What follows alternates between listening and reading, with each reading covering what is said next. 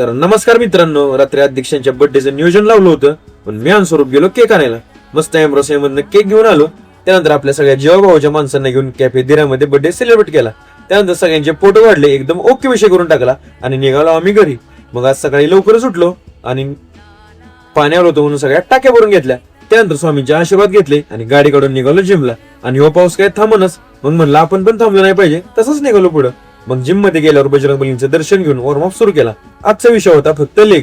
मग Smith machine squats घेऊन workout सुरू केला, पण ह्यो असं सपोर्ट कोणतरी लावून गेलं होतं म्हणून सेटच चुकला. त्यामुळे प्रेमाचे 2 शब्द गेले आपल्या तोंडातनं.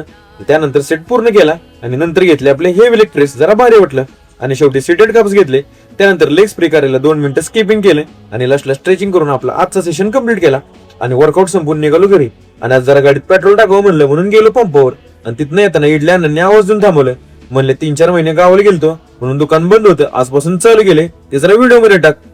भावांनो, आजपासून तुम्हाला सगळ्यांना शनिवार चौकात पहिल्यासारखीच इडली भेटणार. मग तिथनं घरी पोहोचल्यावर ओट्स खाल्ले.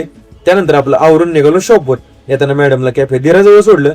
मग शॉपवर पोहोचून शटर ओपन केलं आणि बाकीची कामं उरकून सेटअप लावून घेतला. त्यानंतर शॉप मधली सगळी साफसफाई करून घेतली आणि देवपूजा केली.